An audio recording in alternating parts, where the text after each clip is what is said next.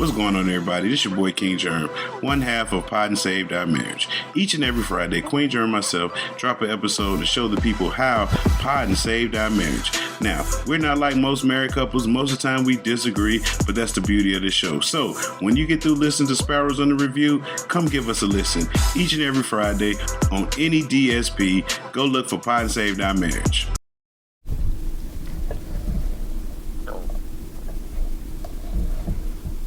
You got the SD card in this time? Yeah. Okay. I hit the button. Hi, this is Stacey. And I'm JR. And we are Sparrows Under Review.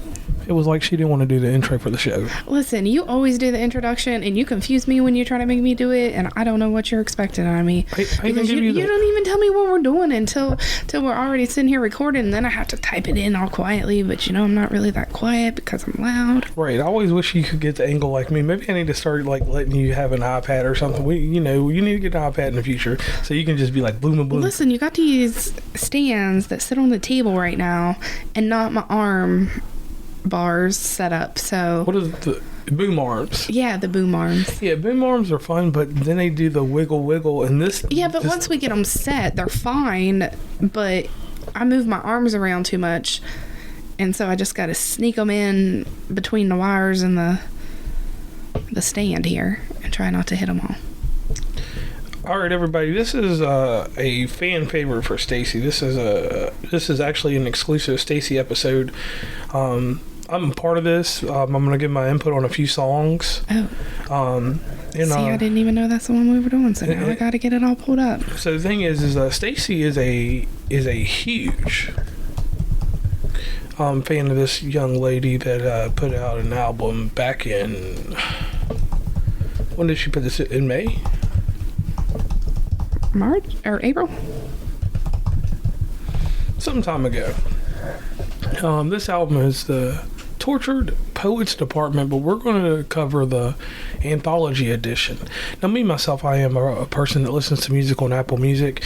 I had a chance to go through this illustrious 31-track album when I was traveling, and this is crazy. I traveled from Florida to Virginia. I was on a 9-hour drive. Right. Like straight up. And Stacey and anybody else that knows me knows when I travel, I can listen to something from end to end and go from there. I am not an expert in Taylor Swift. I will not come here and act like I am.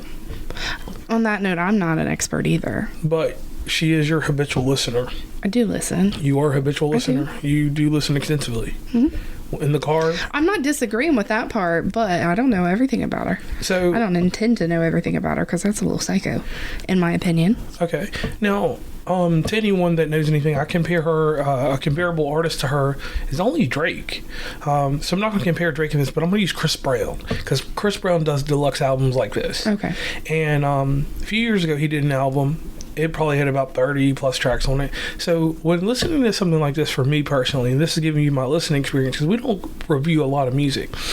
This is something just like the last Post Malone album back in the day in 2018. We listened to it, but we listened to it going down the road. So something like this, you have to pick apart what you're going to like about Taylor Swift and what you're not going to like about Taylor Swift in 31 songs.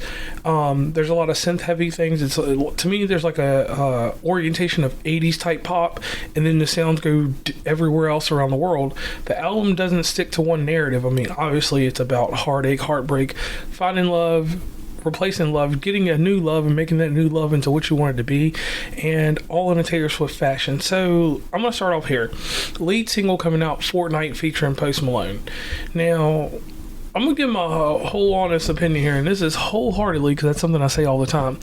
The song, structure-wise and everything else, commercial success you knew from the get-go because she used Post Malone to his best abilities. You can't have him carry a whole fucking song. He never does, to be honest. But the way that she had him as an extra in the song, because he wasn't even featured for real. Let's keep it. I felt that he wasn't featured as much as what I expected him to be, and that's fine though. because he did exactly what he does. Harmonize. He harmonized with her. The song in the bridge, in the part that he came in, because he basically came in on the bridge, it made so much sense that this song to me stuck out. And it's the banger. That's the one that people are on right now. So for that being the lead single, that was a smart thing from Taylor Swift to kind of grab that Post Malone. I don't know what type of audience he really has, but you know them people that I don't know. He's switching it around a lot. Like, he's country some weeks, he rap. Two country songs, or with two country artists he's got recently. One with Blake Shelton. Yeah, and then Morgan Wallen. Y'all say to whatever. each their own. Right. And Stacey, what is your thought on that song? Well, before they did this together, it was sometime last year. Post Malone was going on around TikTok, and I was like, I love me some Post Malone. It's like I didn't know he could sound like that, like getting away from the original stuff, I guess, maybe. Or maybe I just didn't listen to him as much, and when he came on TikTok so often, I was like, ooh, I'm a Posty fan. Okay, I think it could be more or less of that you probably didn't listen that much, because it's weird. He's one artist I will say has changed, because when he came out... Or has not? He has. Well, that's what I'm saying. Yeah, he's evolved. Like, he went from just being a normal little yodeler, because that's what he did. He rapped, but he was a yodeler. Okay. That was his singing octave. He started branching out and doing more stuff, so it came together good for him. So let's do this the right way. You do a review. I'm going to keep going with what I like. Now, I'm going to skip down to number 8, Florida, with 3 exclamation points featuring Florence in the Machine. For me, when we're talking about collabs and the way that she has Florence in the Machine anchored into that song, right. That song right there, to me, even though it's not a banger for a lot of people right now, that could be something that would be a surprise on the Eras tour, to see her pop out and perform that with Florence in the Machine in Florida, if she comes back to Florida or whatever. She's coming to Miami. Well, when she goes to Miami, that will be something crazy to do. So just putting that out there, so it might be an Easter egg. She's probably got all that stuff planned. All right, and then... See, I think she did a really good job at choosing those 2 artists as features. Yes, because it does say that Florence Welch did help write the song Florida. Right. And I think they did really good together with that. Now, if you're not a fan of Florence and the Machine, definitely go over and check out their prowess in rock and in pop. Now, just going through the track list, and I'm not going to go too far. The ones that you are familiar with. Well, then I'm going with what I like. I'm not going to do... Well, that's what I'm saying. You're familiar with and you like. If you would have let me finish that sentence, you would have knew. The Albatross was something that was different. Clara Bow was something that was interesting to me. The manuscript... And right there is kind of where it stops for me, because there's a lot of volume and there's a lot of things that people that listen to Taylor Swift do, and you guys have to find context clues. Y'all have to... Her songs are paragraphs to you all, so you all decipher what's going on, and there's a lot of storytelling going on here. And that's a great thing when you look at the title of this. You can depict what relationship and what she's doing and how she's talking about it. See, that's another thing. I don't know all of this stuff. It's what I see other people assuming on TikTok. Right. Because I do listen to those videos and everything.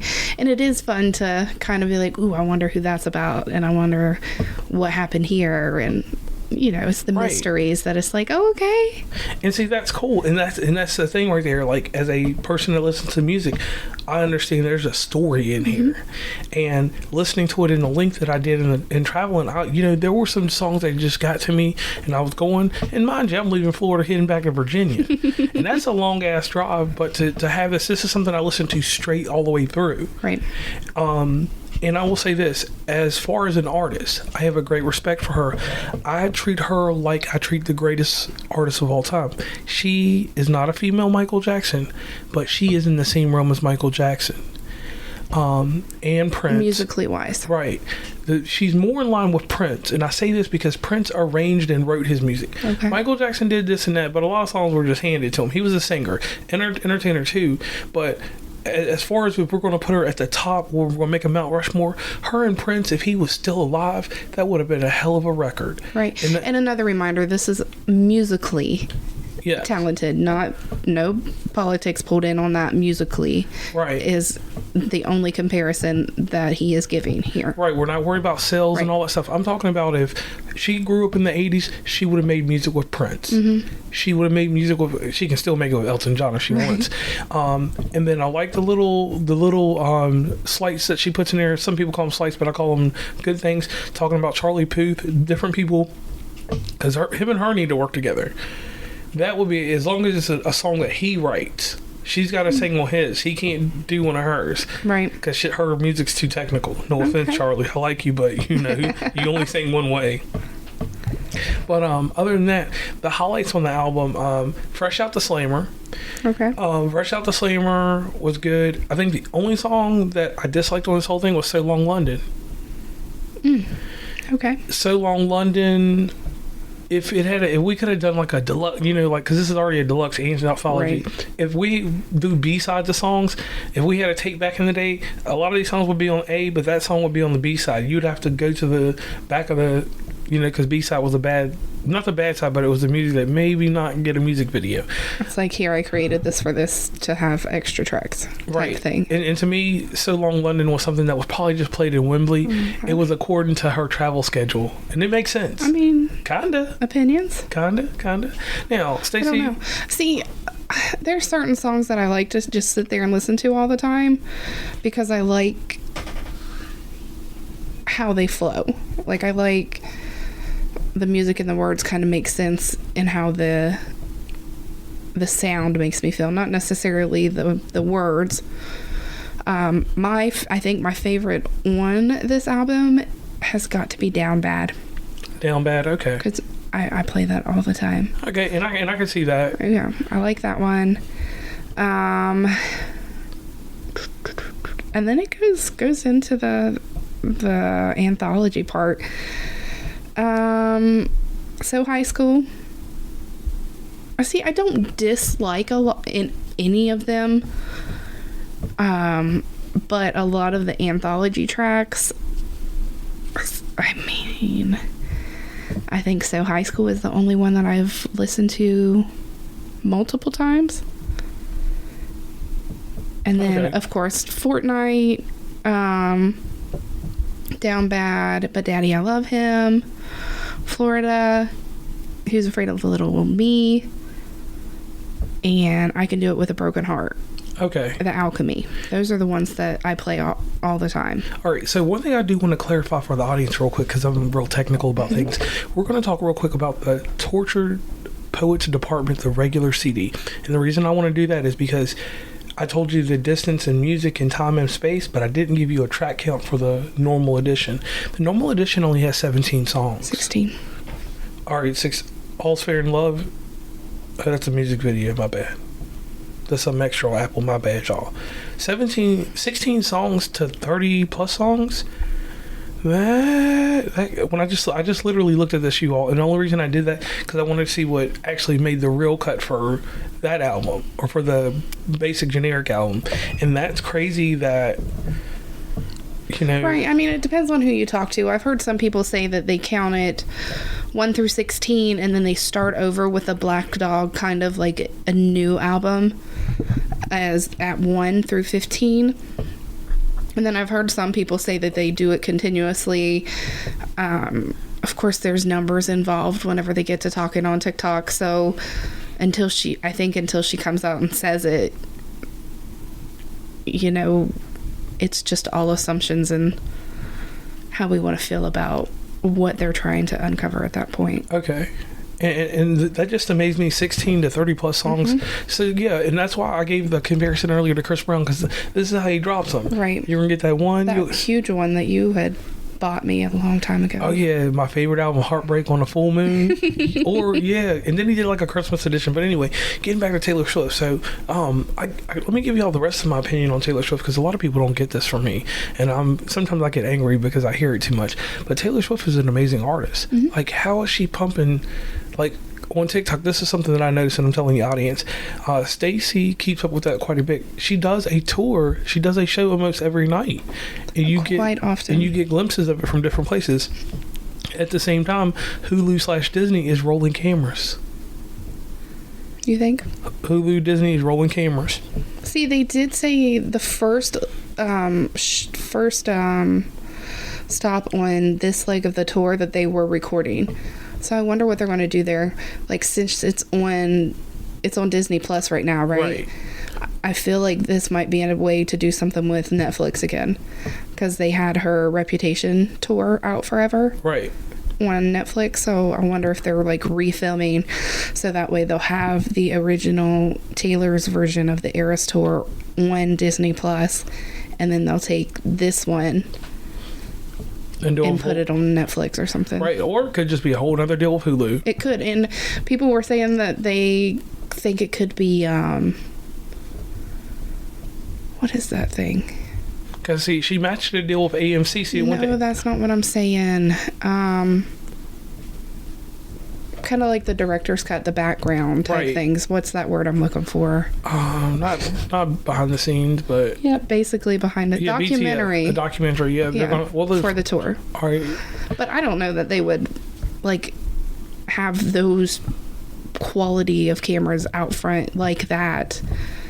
Right, for just a documentary, right, because I mean, she's going to have the cameras that they already have there for each show, right? Already. But what got back to my people over at Reddit is the IMAX cameras were out, and that's the thing that got me. But that was, I haven't seen them recently. They said that was just for the first stop of this leg of the tour. All right, well, they did have the IMAX out early. That's all I'm saying. Yeah. You know, and right. So they're doing something with it. We just don't know what it is yet. And if I tell anybody to do this, and this is because I'm a fan of concerts now, not just Taylor Swift, go out and actually go to a theater and see it first, then bring it home, and then do the home theater with it. Yes. Do a home theater with some things like this, because it's kind of you get the different experience if you can't make the concert. Right. You know, and if you can't make the concert, then you know the true experience, but this is the closest that some people are going to get with an artist like this, because this is this generation's, and I will say this is this generation's Elvis, Michael Jackson, Whitney Houston, all rolled up in one. Right.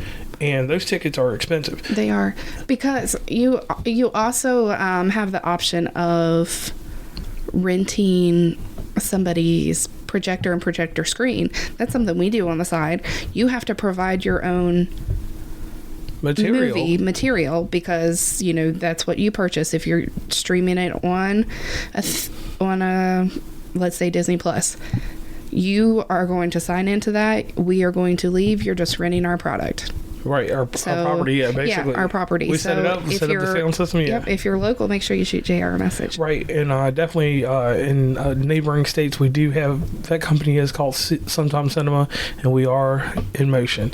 Now, to finish this up, because we're adding this on as a part 2, it looks like it just turned into its own episode. I mean, I think the other one was short enough that... It was like 5. How long are we doing on this one right now? Right now, 17. Oh, well, this is its own show. We can take that other movie we watched and do 5 minutes on that. So on this one, let me give you my review, and we'll just leave it right here. And then here's the thing. This is a complete album. This album, when I do this, I'm doing it just like Siskel and Ebert. I'm going to give this album 5 stars. I'm going to give it 5 stars on the principle that she has a hot and heavy competition this year. And this is why I'm saying this. It doesn't matter about, we're not talking about pop, rap, or anything like that. We're talking about overall music. The Kendrick Lamars, the Beyoncés. We haven't heard nothing back from Odell yet, or Adele, however y'all call it. I'm going to call her ass Odell. Odell, we ain't heard nothing back from Adele yet. And you know somebody else is going to be coming with a hitter. Everybody's putting out their best work this year. We might hear something from the country and soon, you know, we don't know who else is going to come out the woodworks with something. So this is going to be a competitive year music-wise. So to put something out this complete that you worked on all year long when you were touring, that's an amazing feat there, because how many people can put that much structure and discipline into what they do? And like I said, I am not a Taylor Swift fan, but I am going to give her just due when I tell you this. That's a complete artist. If I had to go in and look at chronological history. Right, and when you say you're not a Taylor Swift fan, you don't mean you hate her and you hate her music. It's just if you had a handful of people that you had to listen to, she probably wouldn't be one of those people. No, I'm not going to say that. I want to say it exactly like this. She had competition this year. Kanye put out an album. Fuck Kanye. I mean, seriously. Vultures did. I don't care. But that's the thing that's different. I don't even know why the fuck you brought Kanye into that shit. But I'm just saying, Vultures came out this year. I understand what you're saying, though, but ain't no album out there, in my opinion, that has touched it. Like, some of that stuff that you've forced me to listen to is trash. Like, some of that shit is trash. Look, this is not the episode for that. If we're sorry, if you're gonna do something like that, we'll take it to West Virginia and Commonplace. If you got beef in the streets like that. No, but you're the one that brought it in here. You're the one that brought up Kanye, not me. But here's the problem, and you can't deny all music. You can't be biased. I said in my opinion. Yeah, right. And I'm not denying. Will sit there and listen to other artists because you prefer them better. No, but you like them better. I understand that. You have the education and the memory and the variety to make decisions like that, but you know how I feel about that person, and I don't. You knew I was going to snap. So you're saying I triggered you? Exactly. Well, listen, and I'm going to say this one. But we're going to both be. We both have to be like this in one instance. Because this was a Taylor Swift episode, not a freaking Kanye West episode. He's called Vultures now. Well, fuck that. But listen, here's the thing. Regardless, what I said was clear.